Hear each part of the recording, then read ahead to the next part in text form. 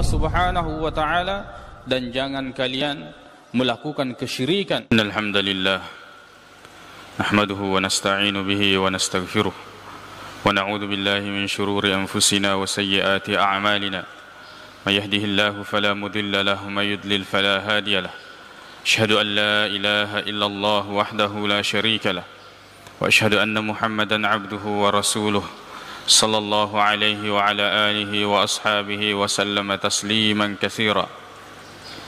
Ya ayyuhalladzina amanu taqullaha haqqa tuqatih wa la tamutunna illa wa antum muslimun. Ya ayyuhan nasu taqu rabbakumul ladzi khalaqakum min nafsin wahidah wa khalaqa minha zawjaha wa batha minhuma rijalan katsiran wa nisaa wattaqullaha alladzi tasaaluna bihi wal arham innallaha kana 'alaikum raqiba. Ya ayyuhalladzina amanu taqullaha wa qulu qawlan sadida yuslih lakum a'malakum wa yaghfir lakum dhunubakum wa may yuti'illaha wa rasulahu faqad faza fawzan 'azima. أما بعد فإن أصدق الحديث كتاب الله وخير الهدي هدي محمد صلى الله عليه وسلم وشر الأمور محدثاتها فإن كل محدثة بدعة وكل بدعة ضلالة وكل ضلالة في النار. أما بعد. Kaum muslimin jamaah Jumat yang semoga dirahmati oleh Allah Subhanahu wa taala. Apa yang tersebar baik kita lihat maupun dengarkan atau kita baca tentang penyakit, tentang musibah, tentang keburukan, maka yang pertama yang harus kita lakukan adalah mengembalikan semua urusan hanya kepada Allah Subhanahu wa taala. Dan dalam masalah ini tentu sangat berkaitan dengan masalah akidah dan keyakinan. Dan ini sangat penting.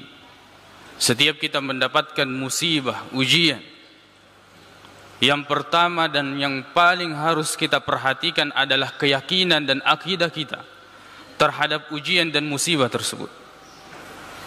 Penyakit yang kita dengar, yang tersebar, kemudian menyebabkan kita merasa takut, merasa khawatir. Yang pertama yang harus kita lakukan adalah memperbaiki akidah, memperbaiki keyakinan. Sebab Allah Subhanahu wa taala telah menentukan segala sesuatu. Sakit Allah tentukan, sembuh pun Allah tentukan, berobat Allah tentukan, kemudian sembuh karena berobat, dari berobat Allah tentukan. Seseorang sakit dan tidak berobat, Allah Subhanahu wa taala yang telah menentukan segala sesuatu. Allah Subhanahu wa taala berfirman dalam surah Al-Qamar ayat 49, "Inna kulla syai'in khalaqnahu biqadar." Sesungguhnya segala sesuatu kami ciptakan dengan kadarnya, dengan ketentuan. Allah Subhanahu wa taala telah menentukan segala sesuatu. Ala lahul khalqu wal amr, bahwa Allah Subhanahu wa taala yang menciptakan segala sesuatu dan dialah yang mengurusi segala sesuatu. Dalam surah At-Taubah ayat 51 Allah Subhanahu wa taala berfirman, "Qul," katakan wahai Muhammad, "la yusibana illa ma kataballahu lana." Tidak ada yang akan menimpa kecuali sesuatu yang telah ditentukan oleh Allah Subhanahu wa taala. Wa 'alallahi falyatawakkalul mu'minun, dan terhadap Allah hendaklah orang-orang beriman ini bertawakal. Maka apa yang kita dengarkan dari penyakit, semoga Allah Subhanahu wa taala menghindarkan kita dari penyakit tersebut. Yang pertama adalah masalah akidah, masalah keyakinan. Tentang penyakit yang menular, terdapat beberapa hadis Nabi sallallahu alaihi wasallam. Misalnya hadis riwayat Bukhari dan Muslim dari Anas bin Malik radhiyallahu anhu, Nabi sallallahu alaihi wasallam mengatakan, "La adwa wa la tiyara." Tidak ada penyakit menular dan tidak ada tiara. Mengandalkan burung dia terbangkan, kemudian dia menentukan nasibnya dari kemana burung tersebut terbang. menentukan dia pergi atau tidak, menentukan nasibnya baik atau tidak dari makhluk. Dalam hadis riwayat Bukhari dari Abu Hurairah radhiyallahu anhu, Nabi SAW mengatakan, la adwa wala tiyara wala hama wala safar. Tidak ada penyakit menular, tidak ada tiara, yaitu bertawakal, berpatokan kepada makhluk untuk menentukan nasibnya. Tidak ada arwah yang gentayangan. Begitu pula safar, keyakinan orang jahiliyah bahwa ketika mereka lapar ada ular yang ada di dalam perutnya yang bisa menghilangkan nyawa. Ataukah dalam penjelasan lain, safar mereka mengganti atau menjadikan bulan safar ini adalah bulan Muharram atau sebaliknya. Apakah benar tidak ada penyakit menular di dalam Islam?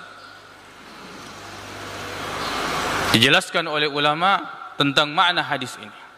Sebab dalam hadis-hadis yang lain justru menjelaskan untuk kita menghindari penyakit yang menular.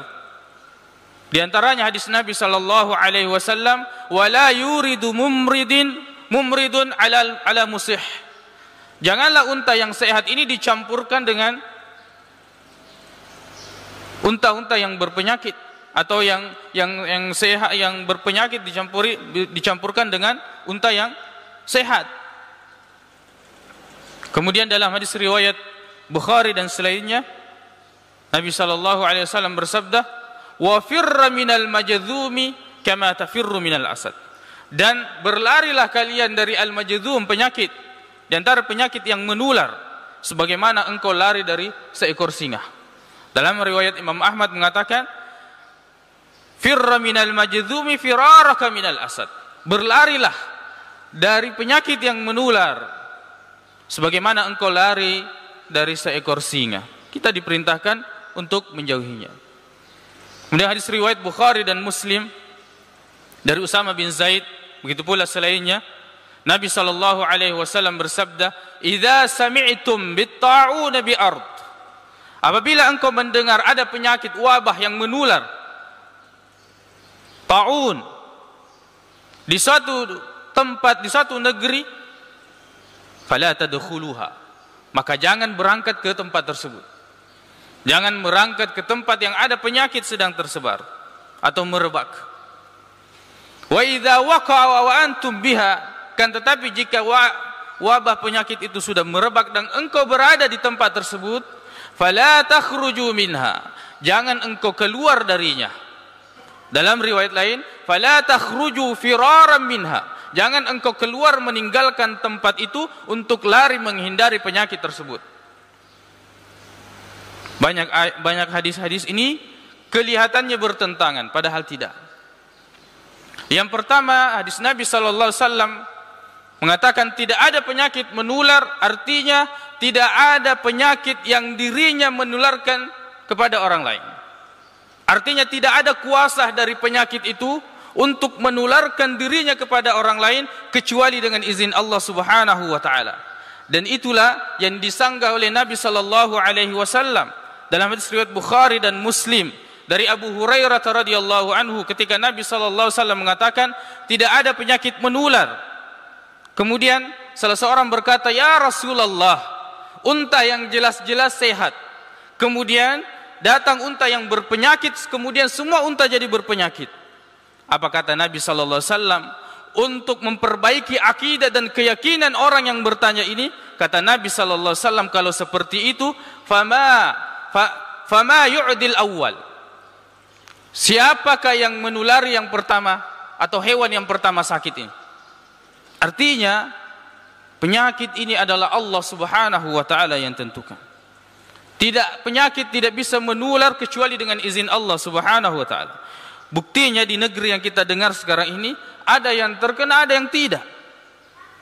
Ada yang terkena, ada yang tidak. Ada sebagian keluarga, ada yang kena di antara keluarganya, ada yang tidak. Berarti semuanya kehendak Allah Subhanahu wa taala. Maka disinilah kita dilarang untuk meninggalkan tempat yang sedang merebak penyakit. Karena apa? Karena masalah akidah dan keyakinan. Bertahan dengan keyakinan bahwa Allah Subhanahu wa taala yang menentukan segala sesuatu. Ini adalah masalah akidah, masalah keyakinan. Akan tetapi ketika kita mengetahui bahwa di sana ada penyakit, maka jangan pergi. Kenapa? Jangan sampai itu menjadi sebab Allah Subhanahu wa taala mentakdirkan kita untuk kemudian terjangkiti penyakit yang sedang merebak itu. Sebab takdir Allah Subhanahu wa taala terkadang berkaitan dengan sebab.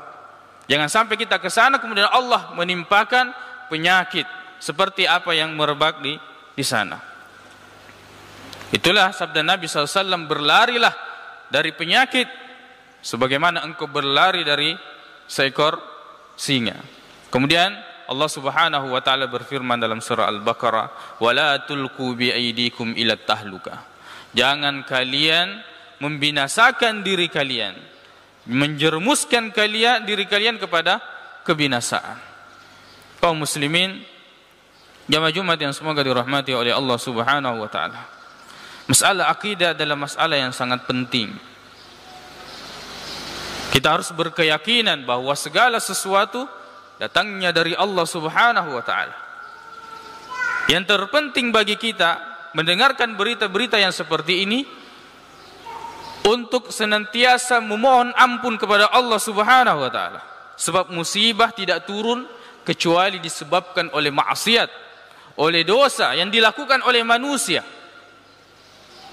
Adapun kemudian jika musibah itu menimpa umat Islam, maka kita harus meyakini dan memahami, mengetahui bahwa musibah yang menimpa orang beriman tidak lepas dari tiga.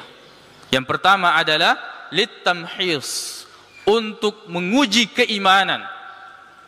Allah Subhanahu wa taala berfirman dalam surah Al-Ankabut ayat 2 dan 3, "Ahasiban nasu ayyutraku ayyaqulu amanna wa hum la yuftanun." Apakah manusia mengira bahwa mereka akan dibiarkan begitu, beriman kemudian mereka tidak diuji? Walaqad fatanna alladzina min qablihim, kami uji orang-orang sebelum mereka. Wala ya'lamanna alladzina sadaqu wala ya'lamanna al-kadzibin. Sehingga Allah mengetahui dan Allah Maha mengetahui siapa yang jujur dalam keimanannya, siapa yang dusta dalam keimanannya. Itu yang pertama. Kemudian seseorang diuji untuk melihat keimanannya dan dia bersabar atas ujian tersebut. Sedangkan ujian masih berlangsung, tetap ada, tidak berhenti ujian. Maka yang kedua, ujian yang menimpa orang beriman adalah untuk mengampuni dosa-dosanya. Sebagaimana jelaskan dalam hadis Nabi SAW, hatta syauka, sampai duri yang menusuk kita itu sebagai penggugur dosa. Dan Nabi SAW bersabda dalam hadis riwayat Imam At-Tirmizi dan Ibnu Majah dari Anas bin Malik, dari Mus'ab ibnu Sa'ad dari bapaknya, ketika Nabi SAW bersabda, "Fama yabrahul bala." Dan senantiasa musibah akan menimpa bil abdi, seorang hamba, hatta yatrukahu yamshi 'alal ard ma 'alaihi khati'ah. Sampai dia berjalan di muka bumi ini tanpa dosa, tanpa kesalahan. Jadi musibah terhadap orang yang beriman adalah nikmat untuk menggugurkan dosanya. Bagaimana dengan orang yang bersabar, tetap diberikan musibah, kemudian kita mengetahui bahwa dia tidak mungkin terjerumus dalam dosa-dosa yang besar seperti Rasulullah sallallahu alaihi wasallam. Bahkan Nabi sallallahu alaihi wasallam adalah nabi yang paling besar ujiannya. Beliau ditanya, "Siapakah yang paling besar ujiannya dari manusia?" Kata Nabi sallallahu alaihi wasallam, "Al-anbiya", para nabi. Apakah Nabi sallallahu alaihi wasallam ingin diuji keimanannya? Tidak. Apakah Nabi sallallahu alaihi wasallam ingin digugurkan dosa-dosanya? Tidak. Akan tetapi Nabi sallallahu alaihi wasallam diuji untuk meninggikan derajatnya di sisi Allah Subhanahu wa taala. Maka orang yang beriman yang mendapatkan ujian dari Allah Subhanahu wa taala tidak lepas dari tiga ini, menguji keimanan, apakah kita akan bersabar ataukah kita akan berpaling kepada keburukan, ataukah yang kedua dosa kita akan diampuni Ataukah yang ketiga, derajat kita akan ditinggikan di sisi Allah Subhanahu wa taala. Aqulu qauli hadza wa astaghfirullah li wa lakum.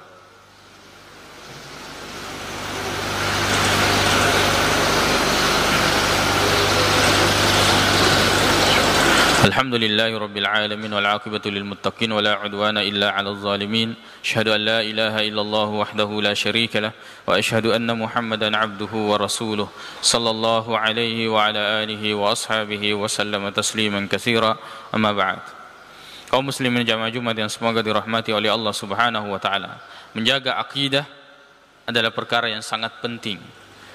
Hal yang paling mahal yang kita miliki adalah akidah. Sesuatu yang sangat berharga yang kita miliki adalah akidah dan keyakinan kita kepada Allah Subhanahu wa taala. Perhatikan setiap musibah, sebenarnya yang paling pertama dihantam adalah keimanan.